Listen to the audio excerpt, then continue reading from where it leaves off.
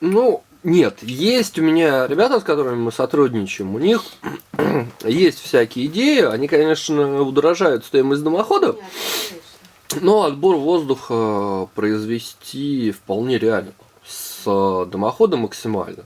Но все-таки я считаю, что его гораздо правильнее отбирать за счет именно щитка. А как ты за счет дымохода? Разве что в А наружную они магистраль делают, убрать. они делают трехконтурные дымоходы. Там делается трехконтурный дымоход.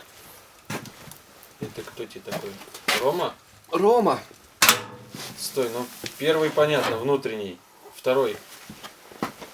У тебя дорожний, второй это тот, через который идет горячий воздух, и внутренний, через который идет дым.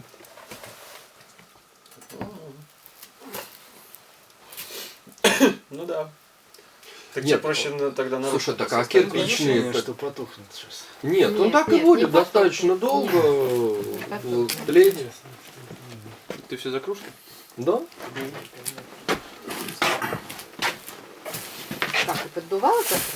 Да. Да. То есть вот он по сути тлеющий режим. А как это без доступа? Но он не убирает его полностью, он его просто именно уменьшает. Доступ к кислороду оставляет как бы достаточным для горения, но при этом Разбухло, все.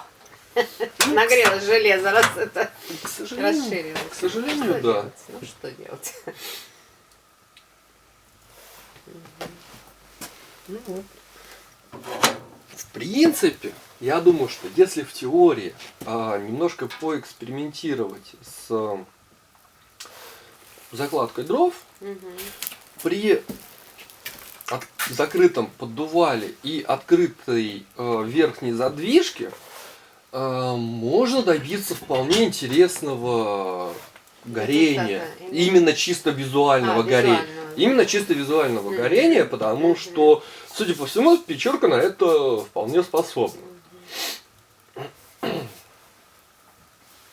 Что как бы несколько удивительно.